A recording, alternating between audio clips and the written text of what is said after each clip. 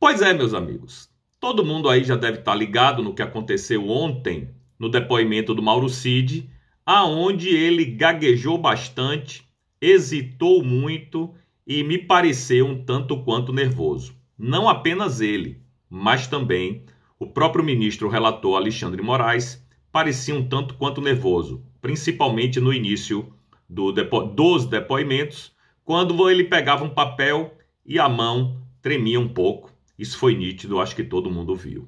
Bom, um outro ponto é o seguinte: mais de 900 vezes, segundo o Dr. Jeffrey Chicchini, o Mauro Cid disse não sei. Pô, num depoimento onde ele tem que falar a verdade, num depoimento onde ele tem que corroborar ou negar certas informações, dizer mais de 900 vezes um não sei, eu acho que é algo que a gente deveria pensar um pouco, né? Porque o depoimento foi, muitas vezes, a gente viu esse tipo de informação do Cid, digamos assim. Não sei, não lembro, talvez, possivelmente, enfim, não me pareceu uma coisa taxativa, que ele afirmasse com convicção. Mas essa não é a cereja do bolo. Para mim, os dois momentos cruciais e que aí sim pegaram Cid desprevenido, porque parecia que ele estava seguindo um roteiro pré-estabelecido, né? Não sei com quem, mas eu acho que vocês desconfiam bastante, e eu também. Mas para mim os dois momentos cruciais foram o primeiro momento, onde o advogado do presidente Bolsonaro, né? O tal do Dr. Vilardi, ele simplesmente questionou a Cid sobre um áudio.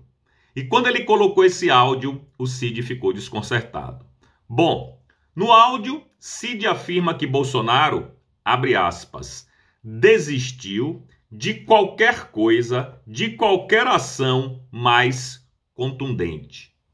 Tá claro aí que Bolsonaro, então, não queria absolutamente fazer nada que não fosse dentro das quatro linhas. E aí, interpelado pelo Dr. Vilardi, Cid disse que não se lembrava dessa gravação. Abre aspas. Foi para quem essa mensagem? Perguntou o advogado. Fecha aspas. Aí Cid responde, bom, possivelmente foi para o general Freire Gomes, então comandante do Exército, que era o general com quem eu tinha uma interlocução mais direta. Eu mostrava os altos e baixos das conversas que se tinham, respondeu Cid. Tanto que tem outra mensagem que eu peço o general para vir falar com o presidente, porque o presidente estava muito mal. Fecha aspas para o Mauro Cid. Ou seja, quando o Cid é confrontado com um áudio que é fundamental para a defesa do presidente Bolsonaro, o Cid disse que não se lembrava com quem ele estava conversando, que possivelmente, mais uma vez a palavra possivelmente, seria o general Freire Gomes. Ora, meu Deus, uma conversa tão importante dessa, ele não sabe quem era o interlocutor? Ele não lembra? Ou seja, para umas coisas Cid tem uma memória de águia, né, de elefante. Para outras o Cid não lembra absolutamente de nada, quando é conveniente para ele. Então esse foi um primeiro momento que para mim foi muito importante, talvez o mais importante. Porém, teve um outro momento em que Cid também entrou numa casca de banana muito forte, colocada pelo Dr. Vilardi, que foi o momento em que o Dr. Vilardi perguntava se ele utilizava alguma rede social para se comunicar com alguém. Ele falou, não, o ministro Alexandre me proibiu, então eu não tenho mais rede social, eu não me comunico com ninguém. Só que o Dr. Vilardi perguntou, eu queria saber se ele nunca usou o perfil de mídia social para falar com alguém. Cid respondeu que não, porque todos os celulares dele tinham sido apreendidos e revirados de ponta cabeça pela Polícia Federal. O advogado de Bolsonaro, então, insistiu. Ele conhece um perfil chamado @GabrielaR702? Já ouviu falar?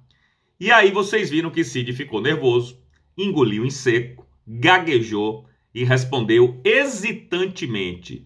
Esse perfil não sei se é da minha esposa, mas Gabriela é o nome da minha esposa. Bom, Aí o Vilarde disse que tudo bem, deixou para lá. Só que tem um detalhezinho aí. O que nenhum deles disse, mas que todo mundo sabe, tanto o Vilarde, tanto Bolsonaro quanto o Cid, é que Cid sim utilizou essa conta da esposa para falar com vários interlocutores sobre diversos assuntos, alguns dos quais até hoje não vieram à tona. E isso pode e deverá complicar demais a situação do Mauro Cid, porque se ele estava proibido de utilizar as redes sociais e utilizou a da esposa, isso terá alguma consequência. Me lembra aquele caso do Oswaldo Eustáquio, que foi acusado de utilizar a conta da filha dele, a Mariana Eustáquio, enquanto ele também não podia ou não tinha redes sociais, né? E a gente viu o que aconteceu. Busca e apreensão na casa da filha dele, né, da esposa, onde levaram até o celular da filha e o ministro proibiu a filha de menor de ter rede social. Enfim, para mim esses dois foram os pontos altos do depoimento, aonde o Mauro Cid se embananou do começo ao fim.